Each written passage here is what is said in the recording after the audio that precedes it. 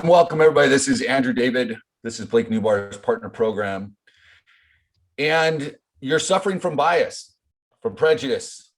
You're looking at life sometimes with blinders, sometimes with goggles, sometimes just a little confused. There's all sorts of stuff happening right now, guys, and you need to look a little more clearly. Now, what do I mean? I bring this up because I had a couple of calls recently. They may or may not be on this call today, and if they are, then they know, because we talked about it. They know I'm coming from a place of love. If they're not, then that's okay. But I've spoken with some people recently, not just here, but some others as well. And there is here. Let me kind of pull up the definition of bias here, so that we can be real clear what I'm talking about. I want to talk about this without, I believe I showed, no, that was different. All right, here we go. Confirmation bias. Overwhelmingly, research shows that when people look at you, they see what they're expecting to see, they hear what they're expecting to hear, they seek and will probably find evidence that matches their expectations. First impressions disproportionately influence how we interpret and remember information. Remember, your marketing, first impressions is important, but I bring up the bias for a reason here. I was speaking with someone, and their questions that they were asking in regard to themselves in the program and what they can expect and where they were looking to go weren't geared towards finding a way there's a couple, David and Ernie messaged me your addresses. You should have gotten one from some of you guys should have gotten them. And so if you haven't yet, then message me. But what happens, so the questions that were being asked were leading in a way that weren't meant towards, hey, how much success can I have? It was more, the people that do this, the ones that are successful are probably the ones that are younger, right? They're the techies. Like, I don't know if I'm not doing a whole lot. So I just don't think they were asking questions over and over that instead of looking at opportunity and positivity and optimism, they were sowing the fields of discord and excuses for themselves. That's what they were looking at. And too many times that's what we do. We live in this world where, and I've gone over this before, but more and more and more we become kind of sheltered and in a bubble. Algorithms online guide you that way. Some of you are in different parts of the world, and so when you're doing your research about your niche, you're struggling to find the information that you're looking for because Google or Facebook has already said, oh, but they live here in Singapore or they live in Germany, so I'm going to show them things there because that's more relevant. And that's all well and good, but now you're looking to market around the US and UK and Canada and everywhere else, and so you need to expand that little world. You're trying to find new information. Well, the media and social media and the algorithms don't want you to find new stuff. They want to get it right in front of you, the stuff that you've already looked for, because they think that that's what's relevant. And when you're trying something new, those biases that you've had, plus the biases that are heaped upon you, are helping shape what you see. There's a reason that we did the affirmations challenge. There's a reason that we talk about positivity. There's a reason that we talk about mindset and not just skill set, because anyone can learn the skills to do what we do. Anyone can learn how to do the ins and outs, but that's also why some of those people will forever be, people that I can outsource to, and why some people will run the business, because we look at life a little bit different. You've got to look at your paradigm, your point of view, your perception, and how you perceive all of these things going on. Are you going through life and you're looking for reasons to quit, reasons, excuses for why things haven't worked or why they're not going to work before you even start? So you've got a built-in excuse when it doesn't, or you find you being, and I don't mean, the flip side of this, guys, is being delusional. And you can't be both, right? You can't be so pessimistic that you're never able to do anything, but then you can't be so delusional well, all I'm going to do is I'm going to manifest it into my life. There's power in that word, in those words, but you've still got to do the work.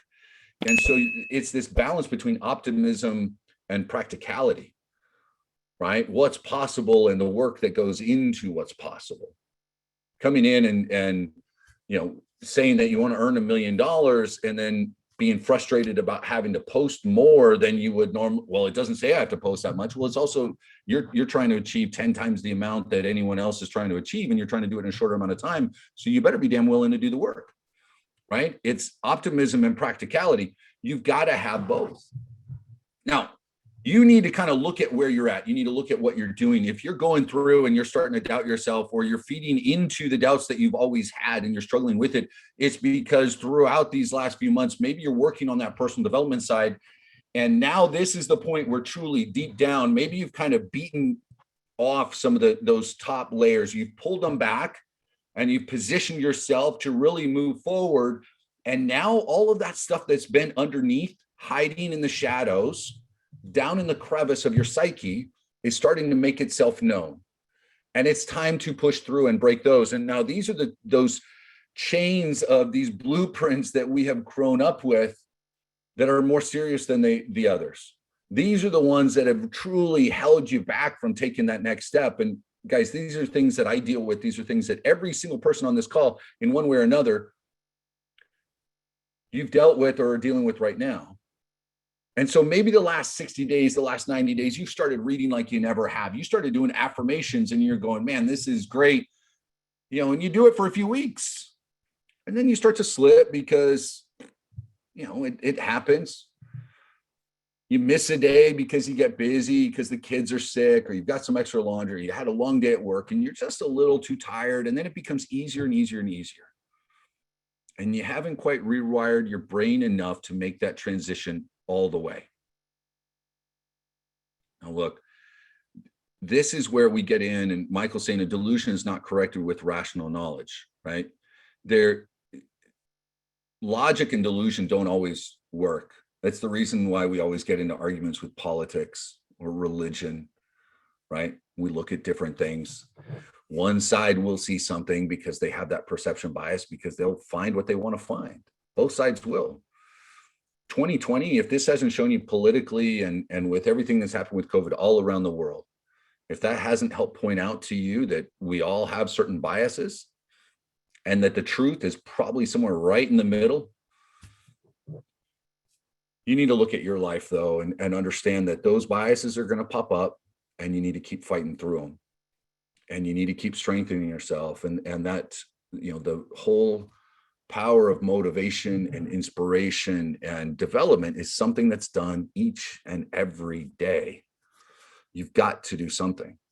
Now, maybe once you've been doing it for a decade or 2 decades, you miss a day, it is what it is. But odds are, if you push yourself in the right way and you're optimistically practical and you're doing things to develop both your mindset and your skill set, then you don't miss those days. Just like you don't miss days with lunch or dinner. You have them because it's just as necessary for you to survive in the way that you want to live. So if you finally come to that decision that, I am going to thrive, then these are the things that you need to do. If you can perceive certain elements of what I've been speaking about today in your life, I may just be a little bit too old. I'm not super techie. I'm struggling with this. I don't think I'm ever going to get it worked out. Oh, that cupcake is just too good. I just can't give that up. Whatever it is. Now's the time to make that shift. Michael's saying the miracle of humankind is that we can change if we set our minds to it. Most lower animals were never gifted with this gift of nature. And that's true. If you want to change your life, you can. And that's it. Period. End of sentence. End of thought. And if you want to argue, it's because you haven't yet decided that you're worth changing your life for. So if you want to struggle, it's your choice. Okay. If you want it, struggle in life, oftentimes we bring it about, but I'd argue that everybody on here at one point or another has struggled or is struggling. Absolutely. And sometimes we deserved it, and oftentimes we didn't. Sometimes it happened because of a choice we made. Sometimes it happened just because of someone else or something else, right? Not everybody that suffers deserves it, but if you stay in that suffering and you do nothing to change it, That's where the problem lies, because anyone is capable of change. Now, the journey may not be easy. It may be harder for some than others, but you are all capable of it. We all are. This is where you get to decide if you're going to put in the work. So now's the time. Get out and do it. Because no matter how large the flames rise up around you, you can always find a way to rise up from the ashes. Fly like the phoenixes that you are. Go out and kind of think about the perceptions that you've got going on right now, guys. Live a better life day to day. Do something today that will change that perception.